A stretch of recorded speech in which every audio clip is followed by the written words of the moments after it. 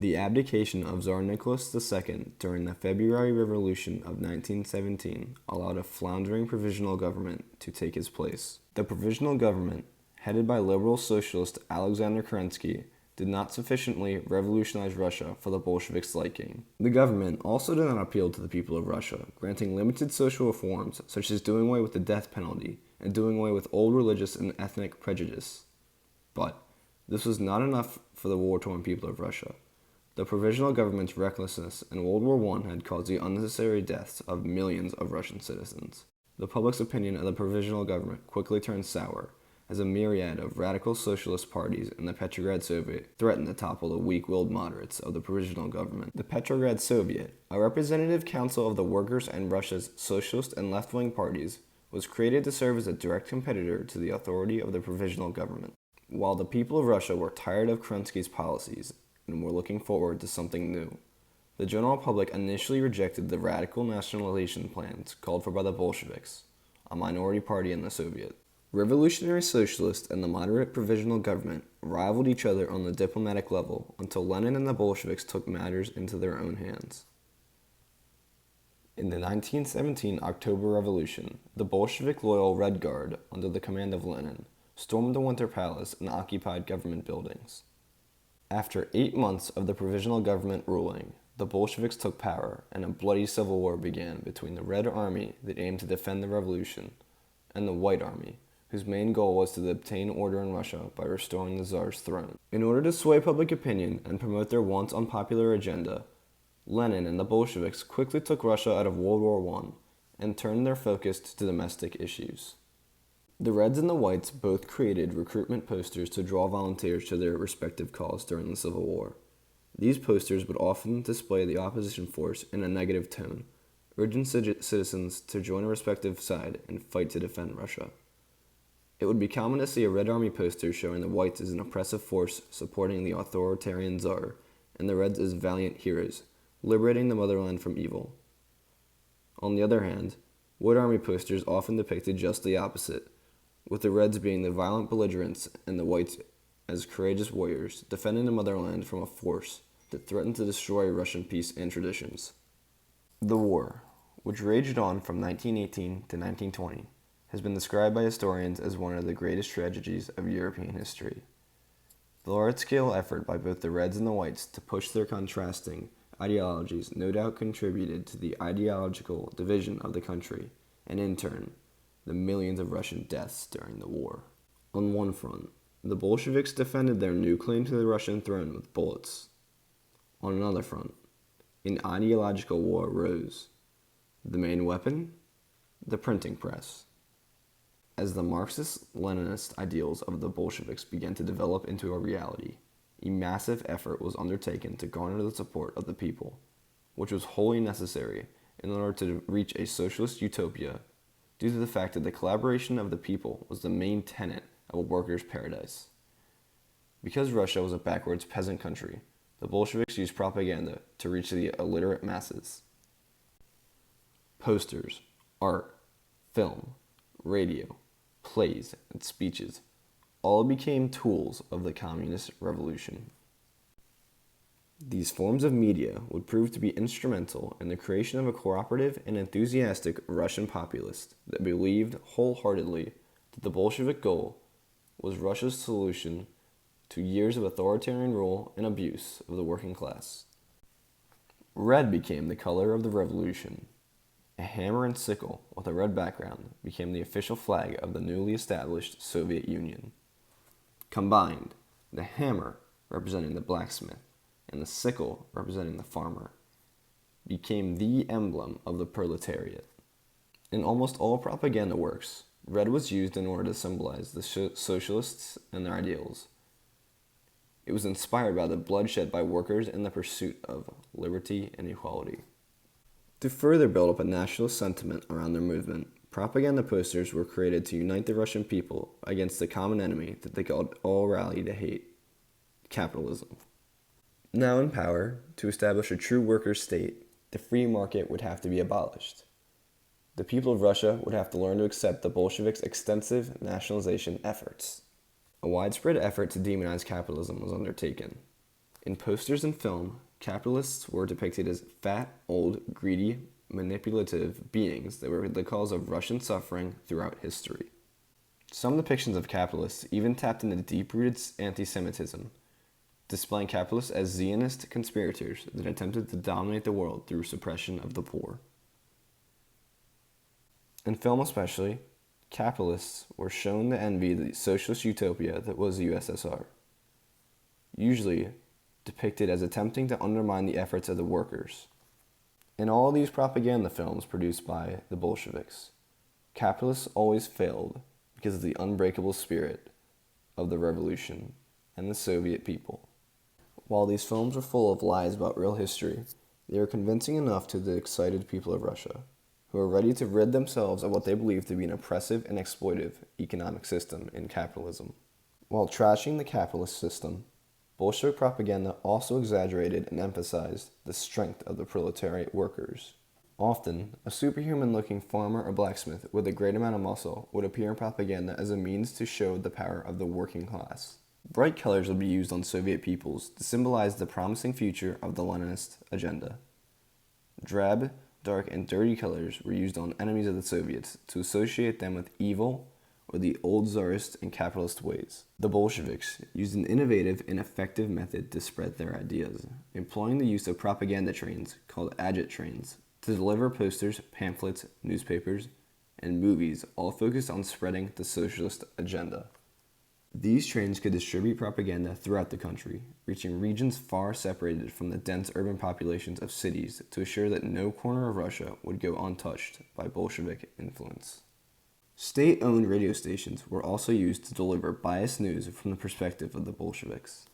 To further streamline the indoctrination process, all parties and ideologies except that of the Bolsheviks were made illegal, making it easy for the state to be the only source of information and news. The full-on propaganda assault carried out by the Bolsheviks would prove to be extremely successful in creating a moldable society that easily bowed to the will of the state and formed an enthusiastic communist country that was invigorated by new leadership. The great success achieved by Lenin and the Bolsheviks would allow the next leader of Russia, Stalin, to take the Russian citizen and mold it into the new man, fueled by an even larger propaganda effort than the Bolsheviks.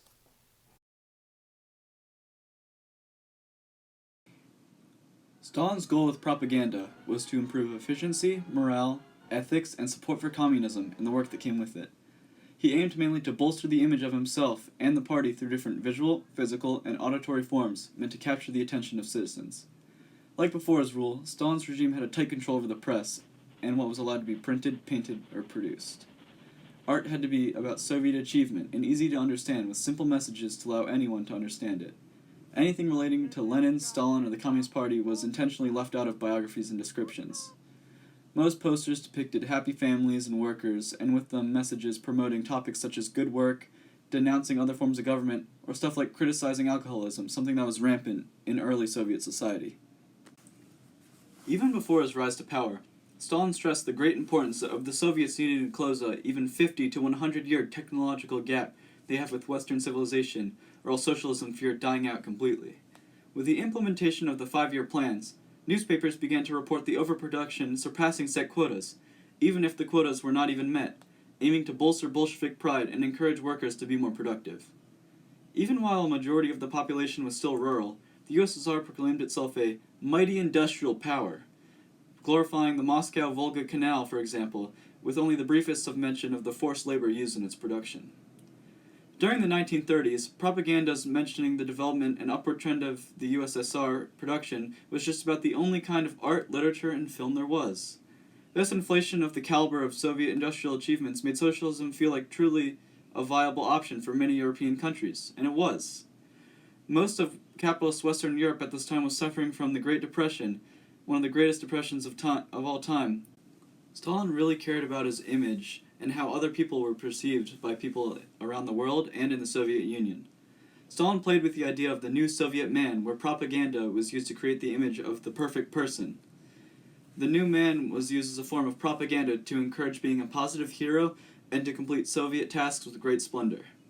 One of the main figureheads of the New Man movement was Alexei Stakhanov, known for his record-breaking day in mining coal, which along with his looks allowed for him to become the poster child of the ideal communist. Eventually, in the Pravda, the main Soviet magazine, there are more images of young Soviet heroes accomplishing great feats in the name of socialism than Stalin was in there himself. Although the idea of the Soviet man and woman existed before Stalin's rule, he used its ideas to the full extent to maintain Soviet loyalty, efficiency, and morale. Mainly portrayed in the form of posters, this perfect Soviet man was meant to be selfless, healthy, learned, muscular, and enthusiastic in spreading the socialist revolution. He was not to be driven by crude barbaric impulses, but restrain himself by conscious self-mastery, an idea thought up by the government in aims of minimizing the amount of drinking and prostitution in the nation. The Soviet man treated public property with respect as if it was his own, and to unify their nation and many satellite states, this new Soviet man was to identify as being Soviet, rather than Russian, Belarusian, Ukrainian, or any other nationalities that composed the USSR. The Soviet man was a method used by Stalin to motivate the Soviet people in a direction that promoted good work ethic and pride for the communist system, which fills them with power and pride. The ideals of the new Soviet man was implemented and taught mostly by the government-funded education provided to all Soviet children. Because of the long work hours required by both men and women in communist countries, who looked after the children? The government, of course. Because of the communist dominance in the upbringing of children in the Soviet Union, children at ages as young as kindergarten were unified under a common class enemy and felt communist pride and praise for figures such as Lenin, Marx, and their perfect leader, Stalin. Children in the Soviet Union, as a result, were sculpted into this perfect Soviet being and were children of the revolution, who were blank slates in which the values of communism could be imposed. This wasn't the only method utilized by Stalin, however. Stalin's regime also used the method of film to capture the attention and influence of the Soviet people. Film was seen as one of the most influential forms of propaganda in terms of industrialization because of two reasons. The new combination of visual and audio effects were very entertaining and were able to output a lot more information in shorter amounts of time and be much more entertaining than just posters or a speech. And only highly industrialized countries are able to have the ability to have film. Therefore, a highly industrialized country can have film, and if in highly industrialized Russia, that's even better. These films, such as the 1939 film Victorious Destination, meant to display Soviet superiority versus fascist and capitalist governments and display their superiority in industrialization and military feats to show they are a better nation than both fascist and capitalist governments. Film allowed propaganda to visually portray Soviet dominance in more detail and include it as a form of entertainment, allowing the ideals of socialism to play a part in even more of the average Soviet citizen's way of life. The innovations Stalin had in propaganda during his rule were immense, and without them, many other nations would not use the same methods for propaganda as they did. Following Stalin's death, certain aspects of government involvement were decreased, but propaganda and censorship were still prevalent in the Soviet Union. Russian government used propaganda to promote the image of Russia to the rest of the world and control their own citizens. In 1954, the Soviet Union defeated Canada in the Hockey World Championships, thus recognizing the Soviet Union as an international powerhouse for hockey. It also solidified the use of the sport as propaganda and fuel for nationalism. From 1963 through 91, the Soviet Union won 20 championships. The Soviet Union used their hockey team as a representation of their dominance and used certain Russian hockey players to serve as role models to young Russian men hoping to serve their country. In 1957, Sputnik was launched, the first artificial Earth satellite. This instigated the space race, which was a larger part of the Cold War. Russia's accomplishment was used as propaganda to identify as a powerful and leading technological country. Originally, the Soviets were silent about their accomplishments because they were afraid that secrets would be revealed by the West. However, when they started using Sputnik in their propaganda, they focused on pride in the achievement of Soviet technology, saying that it demonstrated the Soviets as superior over the West. The government encouraged the people to listen to Sputnik signals on the radio and look out for it in the night sky. This defied the American belief, spread by American propaganda, that the United States was a technological superpower and superior to the backward Soviet Union. In 1959, the Great Kitchen Debate was held in Moscow, Russia, between then U.S. Vice President Richard Nixon, and Soviet Premier Nikita Khrushchev, the Americans set up a model house to show the advantages of capitalism in Moscow. The American National Exhibition included a model U.S. suburban home, complete with modern kitchen appliances, a television and stereo console, and a Cadillac sedan, all attempting to show the superiority of capitalism. All in all, the house was modeled to cost about $14,000, an average price for the average American family. This debate, in a sense, was propaganda, as it showed each country's strengths and appealed to the masses. There are some instances where you may be ahead of us. For example, in the development of the thrust of your rockets for the investigation of outer space. There may be some instances, for example, color television, where we're ahead of you. In the U.S., 3 major television networks broadcasted the kitchen debate on July 25th. However, the Soviets protested because Nixon and Khrushchev had previously agreed the debate should be broadcasted simultaneously in America and the Soviet Union. 2 days later, on July 27th, the debate was broadcasted on Moscow television, albeit late at night and with Nixon's remarks only partially translated. During this meeting, both of them agreed that the United States and the Soviet Union should seek areas of agreement. The kitchen debate was the first high-level meeting between the Soviet and U.S. leaders since the Geneva Summit in 1955, and its publicized nature was propaganda to show agreement between the two countries. No question about that. Вы адвокат капитализма, я адвокат коммунизма. Вот давайте мы посоревнуемся. In February of 1966, in Moscow, Russia, the Sinyavsky-Daniel trial took place. It was a trial against Russian writers Andrei Sinyavsky and Yuli Daniil. The two were convicted under the offense of anti-Soviet agitation and propaganda because they published their satirical writings abroad. They were sentenced to 7 and 5 years in strict regime labor camps, respectively.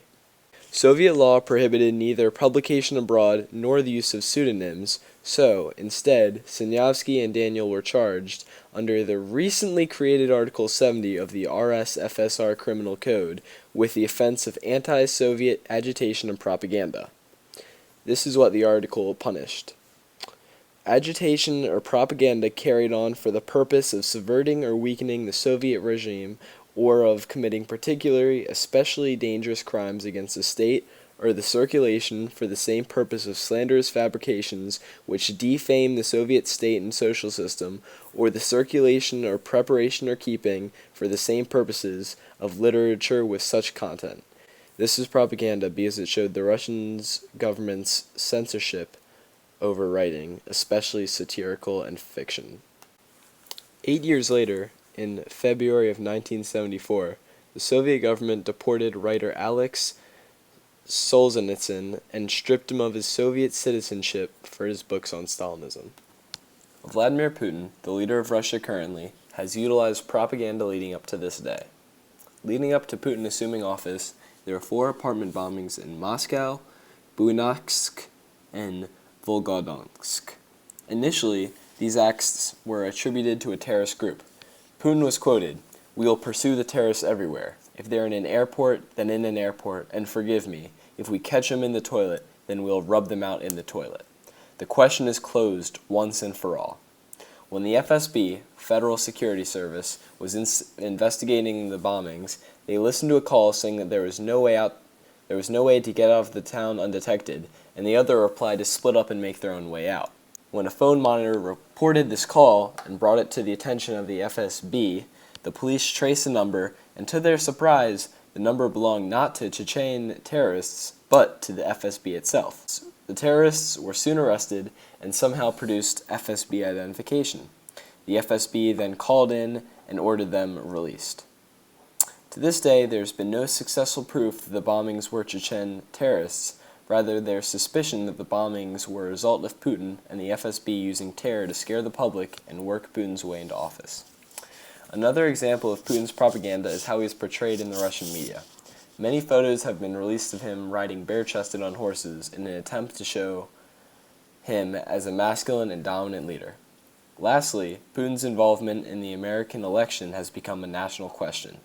Russia has been accused of using social media for fake news and swaying the election results by using thousands of botnets, which were teams of paid human trolls and networks of websites and social media accounts that used and portrayed right-wing sites across the internet and portrayed Clinton as a criminal hiding potentially fatal health problems. Since Hillary Clinton lost the election to Donald Trump, many people have attributed this loss to fake news and saying that it was the fault of Vladimir Putin.